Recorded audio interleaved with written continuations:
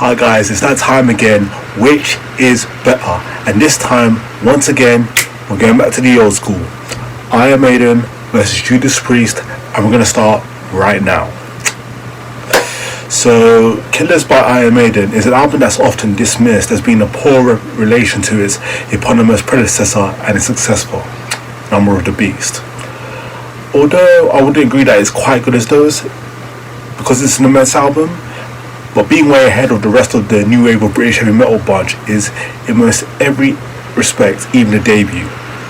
It may be true to say that this album has the appearance of a stopgap release, with songs feel like it was left over from the last album, some of which were the earliest that Steve Harris had ever written.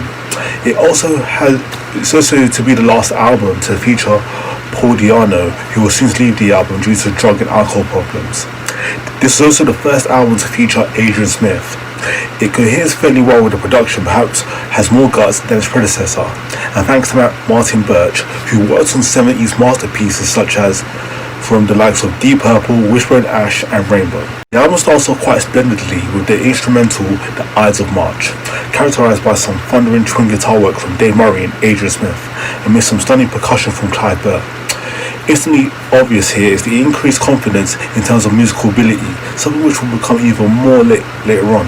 The song segues into one of the band's anthems, Wrathchild, which is a rip-roaring rocker with wholesome bass from Steve Harris and characteristically guttural vocals from Paul Di'Anno. The interplay in instrumental midsection harks to the bludgeoning riffery that Metallica would later take even further in the thrash movement. Despite an unusual structure, the title track is an absolute classic, with particularly fine numbing bass riffs from Steve Harris and a vocal performance from such a burning vocal performance from Paul Di'Anno. It's one of the finest string guitars you ever heard on an Iron Maiden track as well. Even though heavy metal was already around at this time, bands like Judas Priest, Saxon, and so on were making heavy metal albums along with Maiden. It wasn't really until the fateful day in 1980 that new wave of British heavy metal came to its peak when this band released their debut album. That album, along with this one, makes an impact in the scene, especially this one, as Adrian Smith was a huge factor on this album. So all in all, this is a masterpiece. It should be an excellent addition to any heavy metal fans' collection. There are no dull or boring moments on this album, and every song stays consistent and heavy. So switching gears, we're going to look at Points of Entry by Judas Priest. So here I go again, reviewing another maligned and disliked Judas Priest album, but giving it a great review nonetheless. Point of Entry, of course, came out a year after the successful British Steel album. While British Steel is pretty much a hard rock heavy metal album, though I would consider it to be more hard rock than heavy metal, I think Judas Priest almost perfectly created a great commercially viable record that is fun and enjoyable to listen to. To me, Judas Priest's strength has always been more in their song-crafting prowess rather than their technicality. This is especially obvious with their 80s albums. The songs on this album are very representative of this fact. None of them are technically demanding at all, except for the vocals naturally. Each are a little short in length, and none go beyond 5 minutes. However, they are all packed with awesome melodies and a brisk guitar work. I think the greatest example of this is the first song of the album, Heading Out to the Highway. It has a relatively simple but catchy main riff, and has vocals, and the vocals are just front and center throughout the song.